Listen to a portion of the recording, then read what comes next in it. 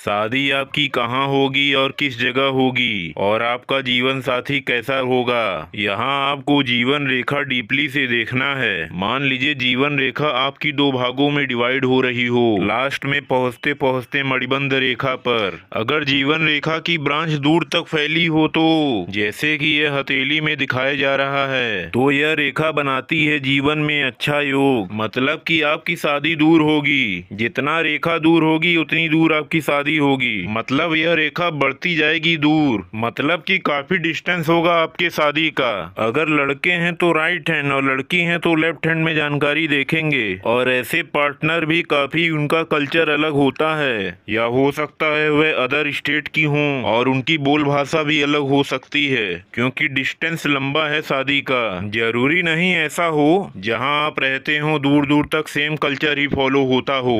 वहीं अगर डिस्टेंस कम हो तो फिर भी आपकी शादी थोड़ी दूरी होगी। वही अगर जीवन रेखा अंत में जाकर 3-4 भागों में विभक्त हो रही हो।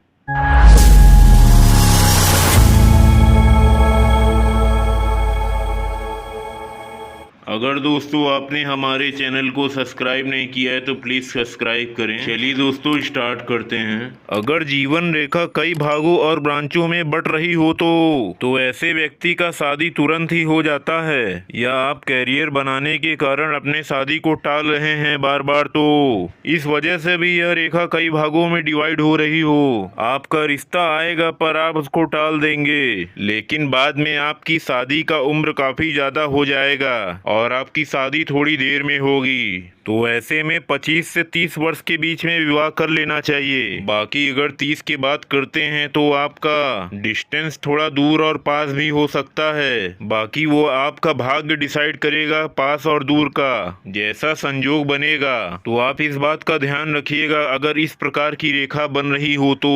वही दूसरी तरफ अगर रेखा अंदर की ओर हो तो मतलब कि बाहर की ओर न जा रही हो, तो ऐसे में आपका विवाह आसपास की जगह होता है। मतलब कि आपका लाइफ पार्टनर आसपास का होगा, मतलब कि आपका लोकल शहर में हो सकता है विवाह, और आपने आसपास देखा भी होगा अपने, मतलब कि एक ही शहर में हो दोनों पति पत्नी। वही दूसरी तरफ आपकी जीवन रेखा एक मुखी हो, मतलब कि दो भागों में न बट रही हो, तो आप कैसे यह चीज पता करेंगे। वही अगर आपका शुक्र पर्वत दबा हुआ हो तो आप यह जान सकते हैं कि आपकी शादी नजदीक ही होगी। वही अगर शुक्र पर्वत उठा हुआ हो तो मतलब कि चमड़ी हाथ की उठी हुई हो तो आपका विवाह दूर होगा। वही दूसरी तरफ अगर विवाह रेखा हृदय रेखा की ओर झुक रही हो तो ऐसे में आपका पार्टनर कंधे से कंधा मिलाकर चलेगा, तो ऐसे में लव मैरिज के चांसेस ज्यादा हो जाते हैं। वही अगर विवाह रेखा उल्टी दिशा में हो तो, या विवाह रेखा कटी फटी हो तो ऐसे में घर में गृह कलेश हो सकता है और पति पत्नी का कम पड़ता है आपस में। तो दोस्तों आपको हमारा वीडियो कैसा लगा प्लीज लाइक करें, कमेंट करें और सब्सक्राइब करें। मिलते हैं नेक्स्ट वीडियो में। महादेव।